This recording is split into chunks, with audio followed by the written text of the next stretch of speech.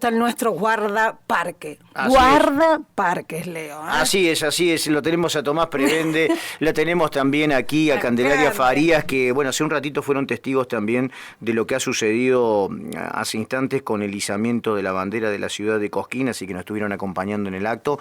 Agradecerles a ellos porque estamos en Aquí Ambiente, a través de Aquí Cosquín Radio, la radio oficial del Festival Nacional de Folclore. Lo habíamos prometido, cada 15 días los vamos a tener a ellos y ellos vuelven a cumplir también con nosotros y nos acompañan en esta jornada. ¿Cómo andan? ¿Cómo les va? Hola, ¿cómo están? Los extrañamos. Nosotros también. Día, ¿cómo les va? ¿Cómo andan? Bien, por ¿Bien? suerte, Bien. Bueno, qué lindo, qué lindo. Hoy en un día también tan particular. Pareciera que los miércoles tenemos allí como fechas muy puntuales también para celebrar en todo lo que es el ambiente. Hoy es el día de la mascota, del animal en realidad. Yo le digo la mascota, pero no, el día del animal. Y bueno, qué lindo. El miércoles pasado fue el Día de la Tierra. También que ustedes nos mandaron un mensaje. Gracias, Cande, por informarnos. Cande. Por toda la información que compartieron con nosotros y con toda la audiencia. Es súper importante que ustedes siempre estén allí acompañándonos en estos miércoles, a la distancia o cerquita acá en el estudio. Así es. ¿Todo bien? ¿Todo tranquilo? Todo bien, bueno, muchas gracias. Pero sí, estos son temas por ahí bastante importantes que venimos a traer nosotros acá. El Día del Animal, bueno, tenemos bastante para hablar de animales que protegemos acá en la reserva. Uy, eso es buenísimo. No son mascotas, son todos nativos salvajes, diríamosle, dentro de nuestras reservas en Cosquín. Sí, Ahí está, sí, perfecto. ese tema de la reserva también nos ha quedado súper marcado para ser cuidadoso de todo lo que es estas 3 reservas que tenemos aquí en la ciudad de Cosquín. Así que ya saben los oyentes que la tarea que tienen es volver a escuchar lo que fue el bloque anterior que está subido en Spotify para que conozcamos los lugares específicamente, que no es solamente es el río, sino es la reserva. Sí, todo, no solo el río, sino que son los varias barrios, ¿no? Sí. hectáreas, ¿no?, que tenemos dentro de la cultura del río Yuspe y después la Camin Cosquín, que también tiene las 4.600 hectáreas que hablábamos, así que muchísimo monte nativo hay. Muchísimo. Tal cual. Y muchísimo para hablar, como decían ustedes. ¿Qué abordamos hoy? Bien, hoy veníamos a traer un poquito más de tecnicismos Sí, me y encanta. después hablar un poquito de esto de, bueno, el Día del Animal que tenemos dentro de la reserva. Buenísimo. Bueno. ¿Qué vamos a hablar, Cande? Hoy traemos tema ecorregión. Bien. Vamos a hablar particularmente qué ecorregión cuidamos acá en estas reservas. Y un poco iniciando así para entender qué es una ecorregión. Bueno, es un área, ¿no?, que tiene límites definidos, pero definidos naturalmente. Por ahí nosotros conocemos más generalmente límites políticos o formas de limitar que las decidimos nosotros. Bueno, en las ecorregiones esos límites los decide ciertas características que las da el clima. Las puede dar el clima, la altitud, los regímenes de lluvia, la temperatura, ¿no? Hay varias características que van moldeando estas ecorregiones y las van delimitando en grandes extensiones de tierra. Cande, esto lo llegamos a ver medianamente cuando te enseñan en la primaria esas regiones a las que pertenecen el país y demás, cuando lo vemos en geografía a veces también, Sí, ¿no? sí, se puede llegar a ver, sí, ahí. Y bueno, nosotros acá tenemos particularmente una de las ecorregiones más grandes donde se sitúa Córdoba, es la del Chaco Seco, que como dijimos recién, no entiende de límites políticos, entonces se extiende más allá de una provincia y viene desde el norte bajando desde Formosa, Chaco, Salta, pasa por gran parte de Santiago del Estero y llega por el norte-noroeste hacia Córdoba. Y bueno, ocupa esta parte de Cosquín, estamos insertados en la ecorregión de Chaco Seco. Bien, lo que significa que pertenezcamos a una ecorregión, ¿qué es lo que lo representa a ello, ¿no? ¿Qué es lo que lo fundamenta por decir, esta es la ecorregión? Generalmente todo lo que es fauna, flora, que es similar a lo que va reflejando ese territorio propiamente dicho. Sí, tal cual. Estas características que nombraba recién, que dan la particularidad de cada ecorregión, es lo que da espacio, ¿no?, y a que se desarrollen ciertas especies de flora y de fauna. Ahí está. Entonces acá nosotros, bueno, en estas ecorregiones que son distribuciones muy grandes, después tenemos subregiones que se sitúan más en ciertos ambientes Y nosotros acá en Córdoba tenemos la subregión de el bosque serrano. Bosque serrano. Bosque chaqueño serrano es lo que tenemos nosotros acá en nuestras 3 reservas. Y bueno, está distribuido entre los 800 y los 1300 metros de altitud, con cierto clima, con cierta temperatura, con aproximadamente 600 milímetros de lluvia al año, que como sabemos se sitúa más que todo en la época estival, ¿no? En verano. Bien, ¿cuánto me dijiste de milimetraje? 600 milímetros aproximadamente, varía según cada año igualmente, ¿no? Claro, es una región, como lo dice su nombre, ¿no? Estamos en Chaco Seco. Entonces, ¿por qué nosotros vinimos y planteamos esta información un poco técnica, un poco de diccionario, digámosle? ¿Por qué? Porque la importancia de la ecorregión de Chaco Seco, ya nos lo dice la palabra, es una región seca. Regímenes de lluvia, como decía Cande, estivales y poca agua, ¿sí? Entonces, justamente veníamos a traer esto de decir, bueno, tenemos poca agua en el lugar. Lo que conserva esa agua es toda la cuenca hídrica y todo nuestro bosque nativo, porque recordemos que, como dijo Cande, asociada a esta ecorregión tenemos el desarrollo de flora y fauna característica de este lugar, ¿sí? Que tienen interacciones entre sí todas esas especies que son fundamentales para el bienestar de ese ecosistema, ¿sí? De toda esa ecorregión. Esta flora, por ejemplo, característica del Chaco Seco, es flora que está adaptada para consumir muy poca agua, ¿sí? O sea que esa cuenca hídrica que está conservada por esa flora, ¿sí? Son especies que por lo general nosotros lo vemos en el monte, son especies que tienen espinas, las hojas son muy chiquitas, que todo eso son modificaciones que hace la planta para consumir poca agua, ¿sí? No tiene mucha evaporación en las hojas porque son chiquitas, las espinas son modificaciones de hoja para evaporar menos. Y todo eso va conservando el agua en nuestra cuenca. Y de eso nos trae aparejado también una fauna característica que se desarrolla en esa flora característica. Entonces, toda esa interacción de flora y fauna que tenemos en esta ecorregión es sumamente importante que la conservemos para poder tener ese equilibrio dentro de las regiones nuestras, de la provincia, digamos, y de toda la cuenca hídrica. Por eso traíamos esto de decir, bueno, entendamos lo que es nuestra ecorregión, cuál es nuestra flora y fauna del bosque serrano y qué características tiene, y de ahí también nos da pie como para decir qué especies no son de este lugar y que también causan daño cuando nosotros las introducimos en este ecosistema que ya está adaptado y ya está en equilibrio para que funcione y que funcione bien, ¿sí? Y por eso hablamos también de las especies exóticas, que es lo que le llamamos cuando las traemos de otro lado, que generan unos daños, unos impactos ambientales enormes. Hay algunas que causan menos impacto, otras que más impacto, pero por lo general causan un daño enorme. Y eso por ahí los oyentes lo tienen que tener claro también. Por dar un ejemplo, cuando se va a parquizar una casa o o quieren plantar un arbolito, nosotros tenemos el vivero acá en Cosquín, vivero de plantas nativas que le entregamos a la población, y van y nos piden un pino.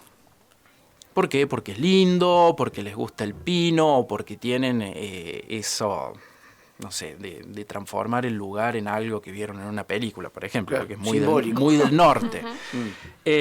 Bueno, el pino consume 10 veces más agua que un árbol nativo. Un solo pino, yo lo he visto en una reserva que trabajaba, un solo pino nos sacó a nosotros una vertiente. Una vertiente, no sé cómo pino. Sacamos el pino y la vertiente brotó. Entonces, ese es solamente un ejemplo de una especie exótica que impacta muy negativamente en el ambiente. Después tenemos un montón de ejemplos, como bueno, el caso del siempreverde, los paraísos, la zarzamora, bueno, un montón de especies de flora, y también tenemos obviamente los casos de fauna. Entonces, bueno, nuestra ecorregión se caracteriza por tener eso que dijo Cande, ¿sí? Bosque serrano, se caracteriza por esos regímenes de lluvia, esa determinada altitud. Nuestra flora característica, ¿qué tenemos? Moya, algarrobo, chañares, el famoso guindillo que dijimos que íbamos a hablar de ese arbolito que está muy poco representado en la provincia, y nosotros tenemos un reducto muy grande en la reserva del río Yuspe.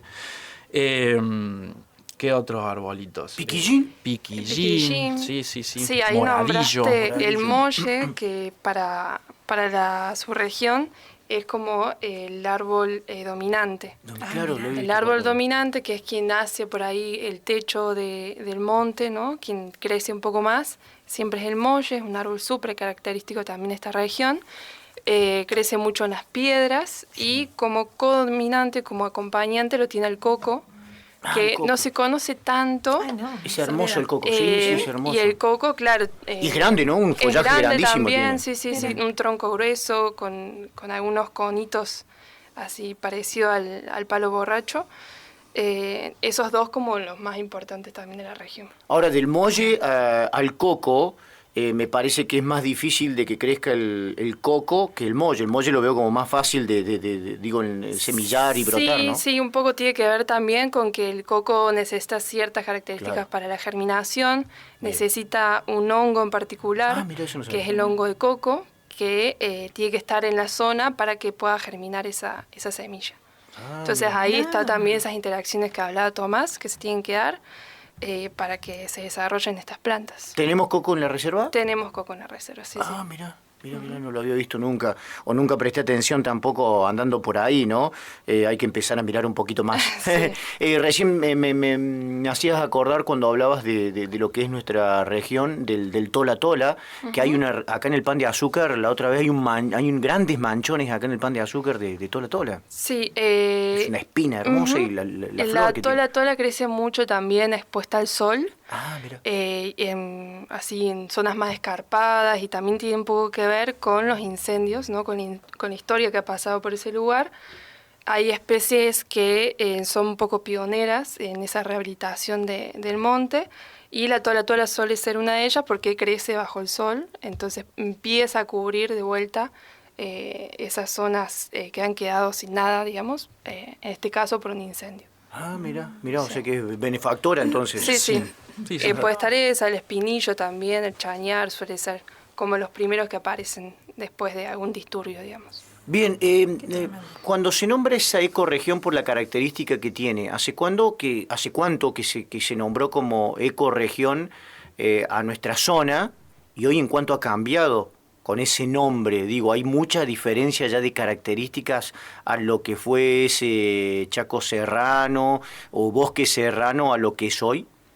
Sí, ha sido dinámico a lo largo del tiempo, en su gran mayoría por estas cuestiones antrópicas que hablábamos el otro día también, ¿no? Antrópico nos referimos a las cuestiones humanas, ¿sí? Esas modificaciones que van sufriendo los límites en realidad de las ecorregiones, que pueden ir variando, son justamente por estas causas, ¿sí? No solamente la flora, sino que la fauna. Nosotros empezamos a tener también, no solamente en esta ecorregión, sino que hay varios ejemplos de otros lados, pero por ejemplo mucha fauna que viene desplazándose de otras ecorregiones que no teníamos anteriormente acá, como el caso del oso melero que habíamos descubierto en la reserva, que hablando con Tatu Carreta han descubierto varios en la zona y no son unos animales de este lugar, ¿sí? Vienen desplazándose del norte por estas cuestiones de que van destruyendo su hábitat natural, entonces el bicho tiene que ir a un lugar donde se vea resguardado y se sienta un poco más naturalmente en su lugar, ¿no? A desarrollarse. Han variado, no varía mucho en la parte técnica, pero sí en la parte práctica que se ve a campo, digámosle, ¿no? Recién decían milimetraje en el año 600 milímetros. Aproximadamente. Eso es una media, ¿no? Obviamente hay años más lluviosos, años más secos. Porque esta temporada fue tremenda la cantidad de agua que hemos tenido. Sí, esta temporada ha sido bastante atípica. Lo que hablábamos con los lugareños acá, hace muchísimos años que no se veía tanta lluvia. Nosotros con los años anteriores hemos visto el río muy cargado hasta el día de la fecha, todas las vertientes brotadas, todas. Hasta el día de hoy, ¿no?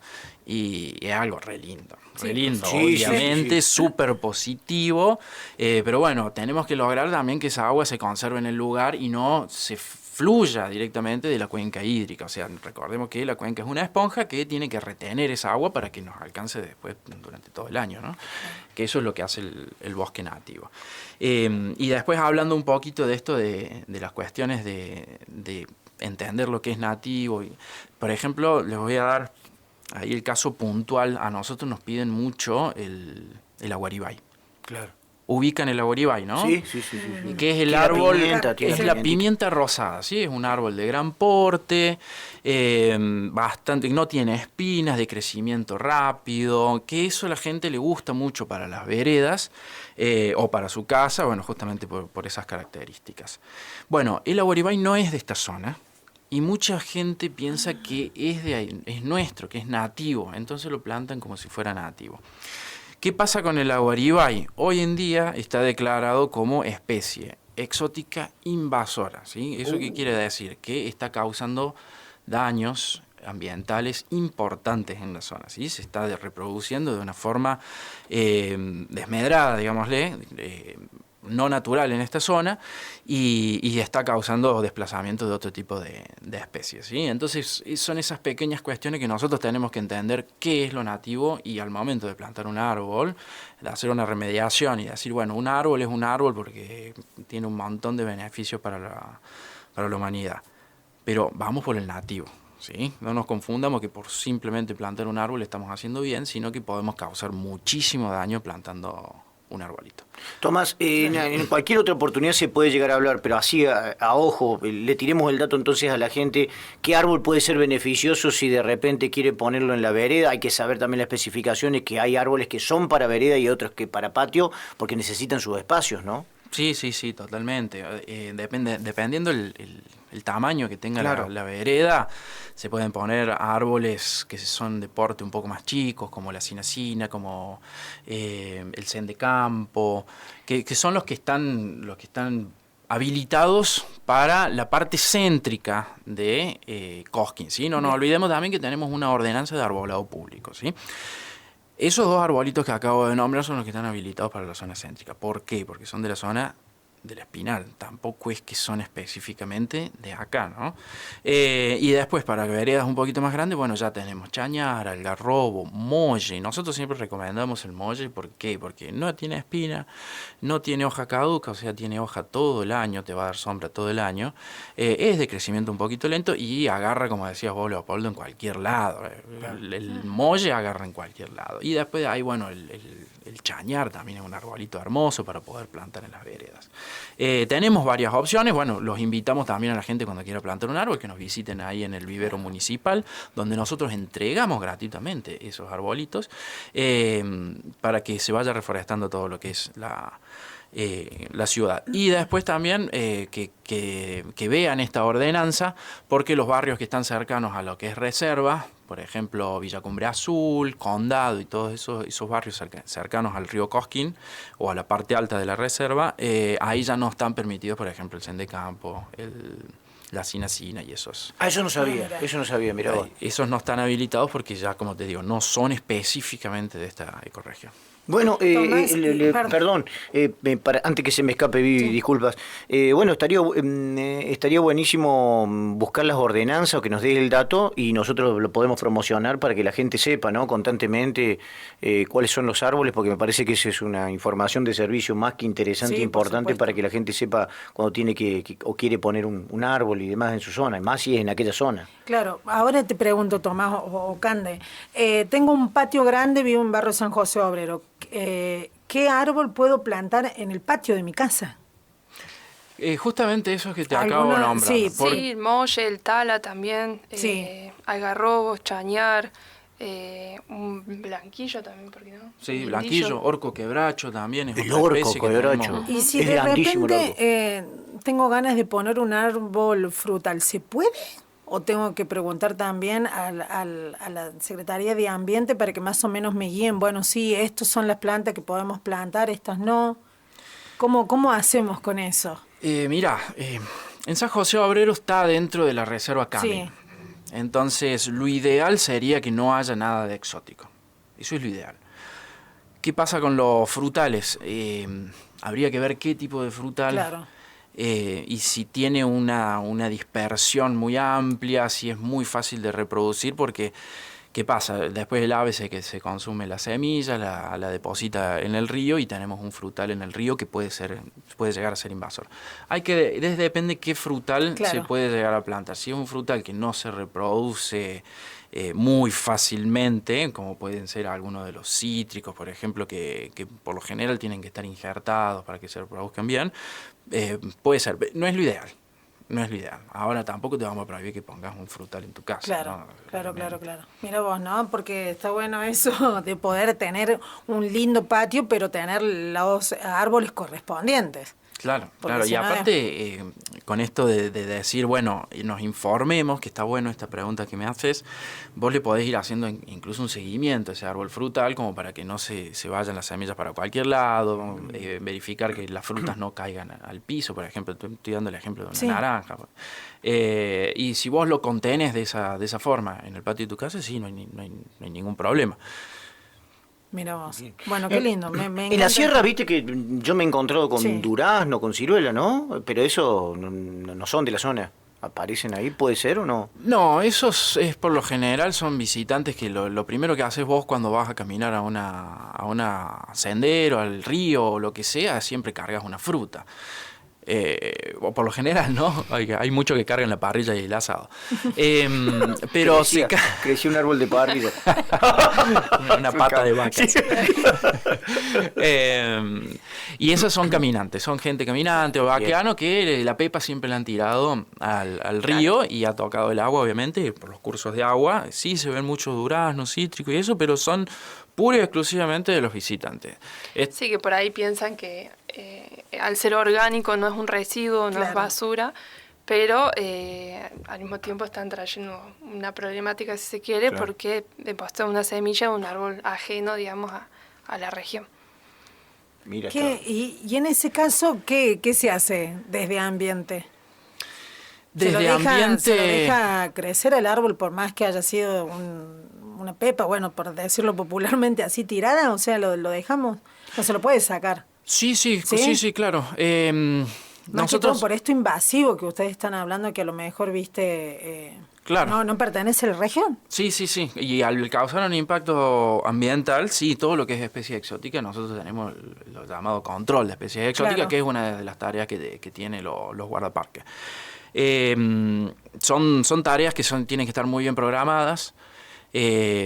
Para sacar las especies, estas exóticas, que por lo general lo hace un equipo interdisciplinario que crean unas jornadas o varias jornadas de control de especies exóticas, porque no es simplemente ir y cortar, porque eso trae aparejado otro problema, que desnudas el suelo, que no dejas, si pelás, por ejemplo, un campo o la vera del río que estaba llena de siempre verdes, estás pelando el lugar que puede ser un sitio de nidificación, puede haber algunos mamíferos que han hecho sus nidos en esos lugares, y el suelo se desnuda, como se dice, después viene una lluvia y lava todo, ¿no? Entonces tiene que ser muy planificado, con algún tipo de raleo, ir sacando algunos especímenes, ir plantando, haciendo una reforestación con nativas, esperar que crezcan.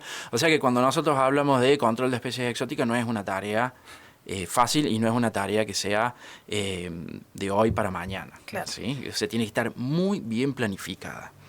Y como decía Tomás, es control, no erradicación, porque al ser ya una problemática tan grande y que ocupa extensiones muy grandes en toda Córdoba, es un control. Ya erradicarla no se habla en esos términos porque es muy difícil y como decía, es una tarea enorme que lleva a mucha gente, mucha constancia, porque mientras nosotros nos podemos planificar o demás, las especies siguen avanzando, siguen tomando territorio. Entonces es como una problemática muy grande y que requiere de tiempo, de trabajo y de energía y una planificación también. Sí. Acá me preguntan, hola chicos, muy buenos días, ¿se consigue tintitaco en el vivero municipal? Tintitaco no tenemos, pero hemos sabido tener tintitaco. Sí. ¿Se puede? ¿Es de la zona el tintitaco? El tintitaco es de la zona. Se podría. Sí. Uh-huh. Sí, Bien. entra en la zona. Perfecto. Bueno, y para hablar un poquito de... No sé si quedó alguna pregunta de eso. No, yo después quisiera saber si hay una lista de todos los árboles nativos.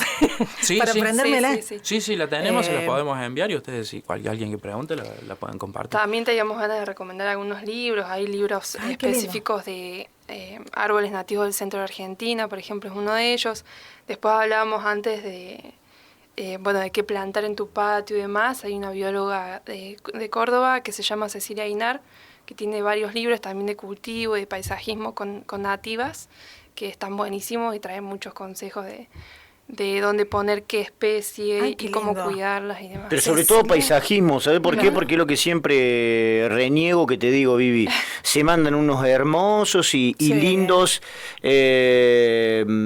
centros urbanos y barrios nuevos. Lo último que plantan es el árbol y encima te plantan un árbol que no es ni siquiera de la zona. Claro, un paraíso te plantan. Sí, entonces como que el arquitecto o la gente que está en el desarrollo es como que, qué sé yo, no hay un, sí, con las un control especies, con todo lo que saben y con todo lo que han estudiado y demás. Es como que, no digo que es general, pero hay muchos que nada que ver, o sea, como cuando hacen barrios nuevos.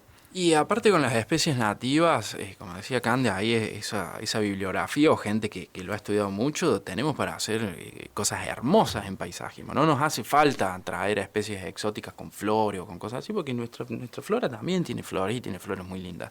Y si las sabemos reubicar y reunir de una forma armoniosa, quedan lugares muy lindos. Y tenemos flores todo el año, con enredaderas, con todas las que hay. Sí, tenemos varias. Qué lindo.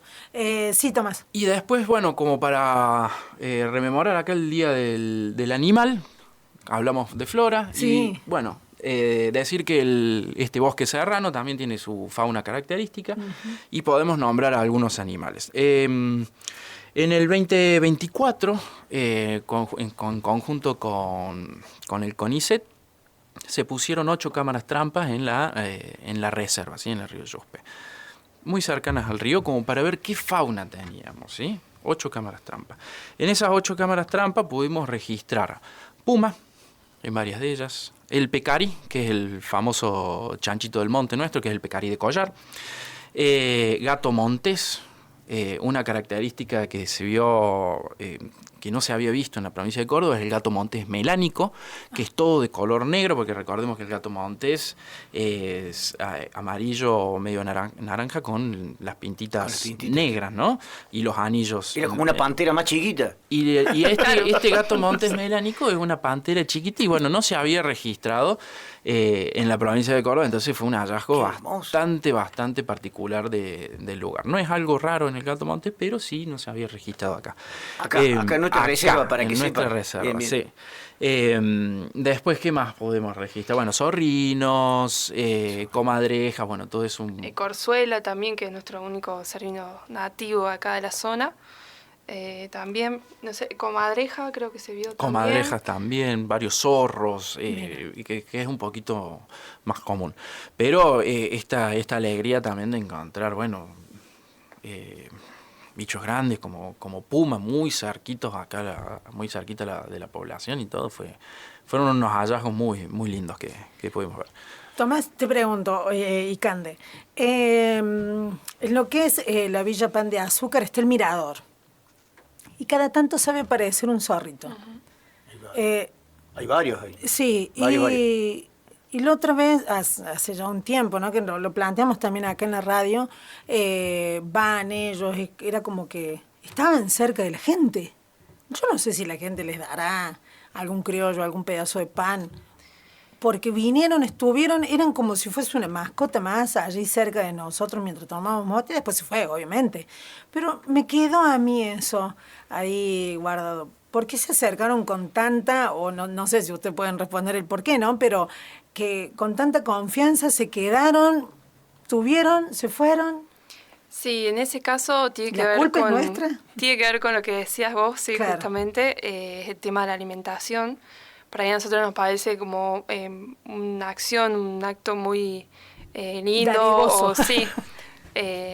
o sí, inocente darle de comer, ¿no? A la fauna, pero a la vez eso genera un cambio de hábito y de comportamiento del animal, que ya no busca ese alimento y esa fuente en el monte, ¿no? Que a la vez tiene un rol específico, por ahí algún controlador de alguna especie y demás, deja de buscar ese alimento del monte y va y lo busca en estos sectores donde se reúne gente que están muy habituados a darles de comer. Entonces sí, tiene que ver con eso, Claro. con darle alimento y cambiar ese hábito y ese comportamiento, digamos. Justamente tiene que ver con las cuestiones humanas, esto como decía acá, de darle de comer a un bicho que por lo general la gente nos dice, bueno, pero viene a buscar porque tiene hambre. Bueno, pero no nos olvidemos que es una especie salvaje, no es doméstica, ¿sí? Tiene que buscar ese animal el alimento en el monte. ¿Qué pasa con estos desarrollos urbanos así un poco más grandes? Nosotros hemos visto una característica, bueno, se da en varios lados también, que encontramos más zorros en la ciudad que en el monte. ¿Por qué? Porque tienen más alimento en la ciudad, y no solo por las cuestiones de que la gente le da de comer, que vendría a ser algo medio como un mascotismo, sino que también encuentran mucho alimento en la basura. Entonces esto también de dejar los residuos en los cestos de basura atrae a muchos animales que se vienen desplazando del monte, porque no es porque le falte el alimento en el monte, sino que lo tienen más fácil. Y el zorro, bueno, recordemos que no por nada es zorro, Claro. sino que busca la facilidad a la llegada del alimento y come cualquier cosa. Y nos perdemos en el monte de tener este equilibrio que recién hablábamos, ¿sí? Como decía Cande, el zorro puede ser un controlador biológico de alguna especie que después se puede reproducir sin tener su enemigo natural, que sería el zorro, y generar una sobrepoblación, por dar un ejemplo, ¿sí? O ser algún dispersor de semilla también, porque comen frutos los zorros y después en sus heces dispersan alguna semilla y la pueden germinar y ahí se recupera el bosque. Entonces nos perdemos de esas características que tiene un ejemplo que estamos dando, que es el zorro, ¿no? De ahí tenemos muchísimos ejemplos que pueden llegar a ser las aves también, ¿sí? Se ven muchos chimangos, muchos caranchos en la basura, que son aves que también son controladoras de poblaciones de otras aves o que son carroñeras que comen animales muertos, ¿sí? Que son descomponedoras, y las vemos en los cestos de basura comiendo la basura de la gente. Entonces también esas son cuestiones que el avance de estas urbanizaciones hace que el monte pierda ese equilibrio, que es bastante frágil, ¿no?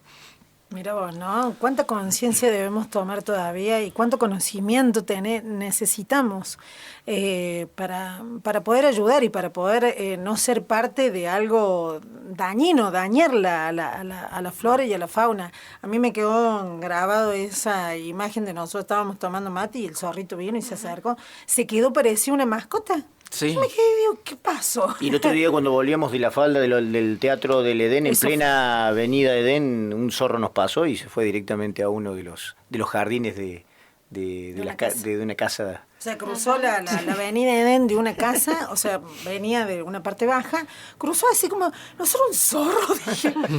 Y nos quedamos ahí como, Claro.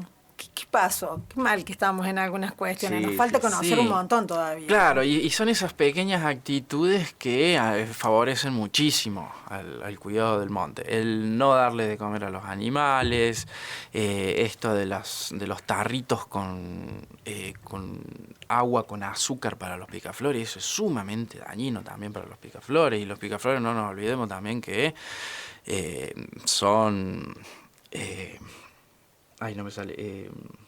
Sí, Mirá vos, ¿no? que consumen el néctar y son... sí, a mí tampoco. Polinizadores. Gracias. Ahí está, bien. Maestro. Torres. Bien, que son polinizadores de nuestras especies nativas, entonces cumplen ese rol también importantísimo. Y después, bueno, cuando los animales vienen a las cuestiones ahí, a los lugares urbanos, también puede adquirir enfermedades, como hemos visto un montón de zorros con sarna que tienen de los perros, y después eso lo llevan al monte. Entonces, bueno, son esas pequeñas acciones que tenemos que ir viendo, de que si vemos un zorro no le demos ni tronco ahí, que se quede, que se vaya a su hábitat. Los perros son... especies domésticas que son los mayores causantes de extinciones o desplazamiento de especies nativas, los perros y los gatos.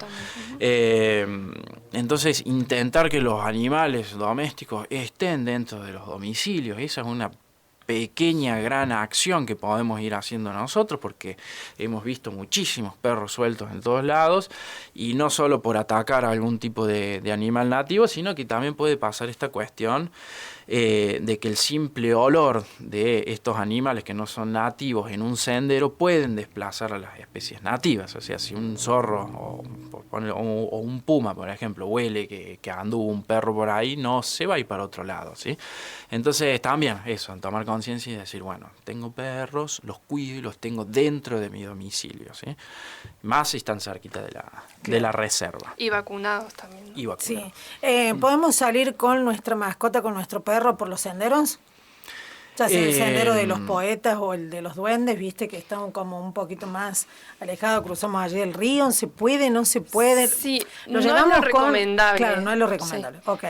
No es lo recomendable por estas cuestiones que hablaba Tomás, ¿no? De por ahí generar algún disturbio en todo lo que está sucediendo ahí en ese ecosistema, ¿no? En los pájaros, en las aves, que por ahí hay otra persona que va a ese mismo sendero porque quiere ver aves y por ahí si vamos con la mascota interrumpimos esa actividad. Entonces no es lo recomendable. En el caso que sea un paseo que quieran hacer, ¿no? En estos senderos que quedan más cerca de la ciudad, se puede hacer siempre con correa, sí. Siempre, como decíamos recién, las vacunas al día, tiene que ser un perro que sea obediente también, ¿no? Que nos haga caso, que en el momento que veamos algún animal o demás, no salga atrás de ese animal, ¿no? Así que siempre con correa y levantando todo lo que produzca, digamos, el perro. Claro. Las heces y demás siempre se vuelve con nosotros. Lleven bolsita. Hay que levantar todo, sí. Sí, tenemos ciertos lugares estipulados que, bueno, esto me da pie para hablar también del plan de manejo. Sí. En donde se ha hecho una zonificación, ¿sí? Todo lo que es la reserva se ha zonificado de lo que son de uso intensivo, extensivo, que bueno, es de acuerdo a lo que nos fuimos haciendo con talleres participativos de la comunidad de la gente y lo que fuimos viendo nosotros la parte técnica. Hay lugares o senderos como el sendero del poeta, el sendero del duende, que son senderos de uso más intensivo, sí. ¿No? de la gente. En esos lugares no está prohibido que se vaya con el perro, pero como dice Cande, siempre con correa. Se ve un perro sin correa, está totalmente prohibido, ¿sí? No solamente por lo que dice la zonificación esta, sino porque también está la ordenanza de animales domésticos sueltos, ¿sí? Y después tenemos zonas que ya va para el lado del bosque de los guindillos, que es nuestro mayor valor de conservación dentro de la reserva, que está totalmente prohibido el animal ahí. Por más que vaya con correa, por más que sea súper obediente o lo que sea, no se puede ir con animal. Tenemos que entender esto también, que ir a visitar el monte, ir a disfrutar de los senderos y de todo lo que es nuestro bosque nativo, lo tenemos que hacer de la forma más respetuosa que se pueda, ¿sí? O sea, hay lugares que sin animal, por más que nosotros querramos y que la gente nos diga, no, es buenísimo, es un caniche que no le hace nada. No se puede y eso lo tenemos que entender y respetarlo porque no es una práctica tampoco tan difícil ir a los senderos eso sin animal, claro, sin perro. Sí. Bien, mañana en el Consejo Deliberante, orden del día, una jornada especial. Sí, se va a estar tratando, va a salir por ordenanza lo que es el plan de manejo, que se estuvo trabajando hace ya más de 1 año y medio aproximadamente, con estos talleres participativos de la gente. Y bueno, ¿qué es el plan de manejo? Es un archivo que nos regula todo tipo de actividades dentro de la reserva. No es solamente todo lo referido a lo ambiental, obras privadas, obras públicas, de qué forma se pueden hacer, cómo se van a tener que adecuar los vecinos que estén cercanos a la reserva, estas cuestiones de cómo visitar la reserva, en qué senderos está permitido, capacidad de carga también, que es la cantidad de gente que puede visitar por día un sendero, control, de las especies exóticas. Nos reúne absolutamente todo lo que pudimos ver y evaluar, ese plan de manejo, y mañana por suerte ya sale por ordenanza. Esto es un avance genial, extraordinario, porque nosotros teníamos la ordenanza de la creación de la reserva que dice muy acotadamente lo que se puede hacer y lo que está prohibido, ¿sí? Pero esto ya nos reúne todo, ¿sí? Tratamiento de aguas grises, aguas negras, todo.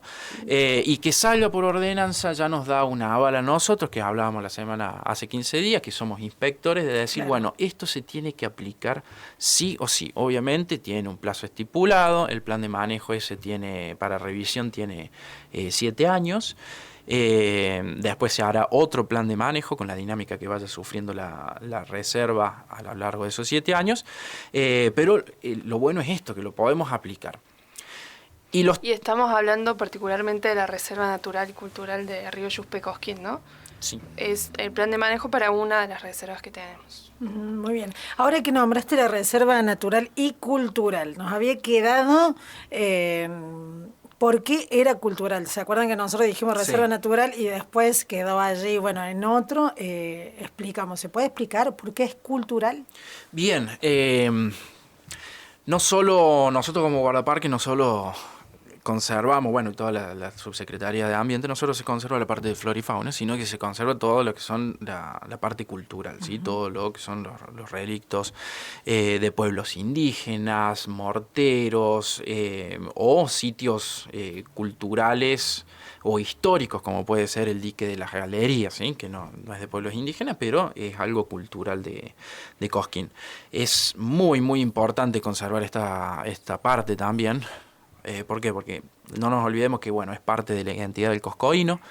Hay muchas comunidades que descienden directamente de los pueblos indígenas. Tenemos 2 comunidades reconocidas aquí en Cosquín, que es la comunidad de Ancón y la comunidad de Las Tunas, que son comunidades, bueno, reconocidas como indígenas, ¿sí?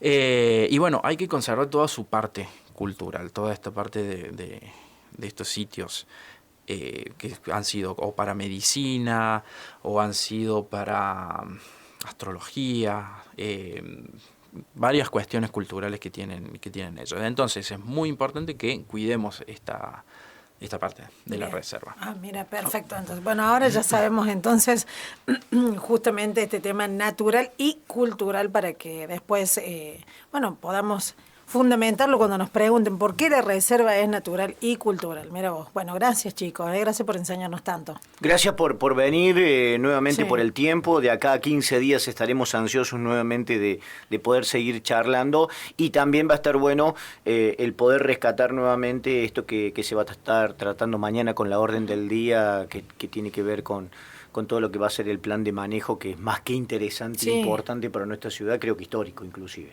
Inclusive que también estuvieron participando vecinos y algunas instituciones de nuestra ciudad, entonces eso está bueno, también está bueno de que sepan, de que esos encuentros que estuvieron, creo que eran los días sábados, ahora finalmente ya llegó al Consejo Deliberante y ayer va a ser tratado, y este proyecto está buenísimo, que después lo podamos tener para que ustedes nos vayan desglosando y enseñando. Sí. Está buenísimo. Sí, totalmente. Muchísima gente participó, incluso los consejos estudiantiles estuvieron participando, consejos deliberante también, todas las áreas de la municipalidad participaron, así que fue un consenso que se hizo con muchísima gente. Y también decir esto de que, como decías vos, Leopoldo, esto es algo histórico, y no es solamente histórico acá en Cosquín, sino como para entender un poco el contexto. Voy a dar el ejemplo de la Reserva Hídrica de los Gigantes, que es un ejemplo nomás. Se crea la Reserva Hídrica de los Gigantes, 20 años después hacen el plan de manejo de la Reserva Hídrica, 20 años después. Entonces esa reserva queda como de papel hasta que se puede llegar a hacer un manejo coherente a lo que se ha creado, ¿no? Acá la Reserva Río Yuspe se crea en el 23, a finales del 23 la resolución sale en el 24 y ya ahora en el 26 tenemos un plan de manejo. La verdad que sí, es histórico, rapidísimo. No solo de acá, sino que de toda la provincia, te diría de muchos lugares de la Argentina, y invitamos también a que sigan este ejemplo el resto de los municipios, porque muchos municipios tienen reserva, y los que no tienen reserva pueden ir creando esto de decir, conservemos por lo menos una parte de la ciudad, del pueblo, de lo que sea, y que se contraten guardaparques, que se haga el plan de manejo y todo. Claro, es un paso súper importante para la implementación que se dice de una reserva, ¿no? Toda área protegida para funcionar realmente como una herramienta de conservación. tiene que tener un personal capacitado, un equipamiento, ¿no?, que acompañe ese personal y, por supuesto, una planificación que nos dé líneas de acción para que nosotros podamos trabajar en territorio de una forma ordenada y planificada, ¿no?, para que de acá a 7 años podamos revisar nuevamente eso y ver ver dónde estamos parados y hacia dónde seguimos. Buenísimo. Buenísimo. Chicos, gracias. Gracias. Y mañana con el mayor de los éxitos, entonces vamos a estar al tanto también de toda esa información. Gracias. Muchísimas gracias a ustedes y nos veremos de acá a 15 días. Y si hay alguna duda, la semana que viene evacuamos. Sí, pero por supuesto que sí, que tengan un hermoso miércoles. Y la invitación, por supuesto, también de ir hacia el área de ambiente, ahí detrás del Hospital Dr. Armando Sima, sobre calle San Luis también ahí. ¿En los horarios? Esos trabajan de 8 a 13 horas. Bien. Nosotros, los guardaparques somos muy dinámicos, claro, pero la gente que les va a entregar los arbolitos o les puede llegar a dar información sobre qué plantar, de 8 a 13 de lunes a viernes y sábados también, pero lo mejor, lunes a viernes. Perfecto. Tomás, tenemos que llevar algo. Si yo quiero ir a buscar ahora un arbolito, llevo el documento, llevo algo para dejar allí, viste que estaba la campaña de los útiles escolares. Eso, un útil escolar, y ya con eso te podés llevar el arbolito. El arbolito, bueno. Gracias, Tomás, gracias, Cande. El bloque de ambiente donde nosotros también estamos aprendiendo un montón, Leo. Así es. Seguimos en Aquí Cosquín Radio, la radio oficial del Festival Nacional de Folclore.